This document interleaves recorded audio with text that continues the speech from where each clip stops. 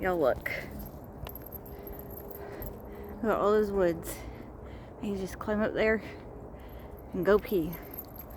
Or climb down here and go pee. But because it's a public area, of course I'm not going to do that. We really need to have restrooms around here. I really got to go.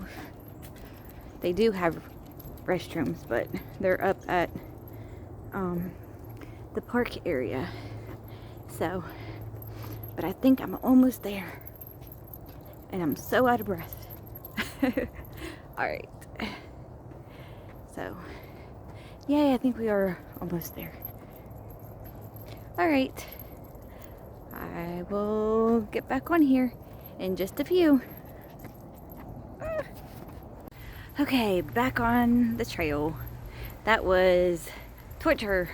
That walk was torture. I had to pee so bad. Oh my goodness. Whew. Probably about like 20 minutes of torture. Like I said, they need to have restrooms on the trails. Something. Good grief. Alright, y'all. We're gonna go one more time around, and I think we're gonna be done for today.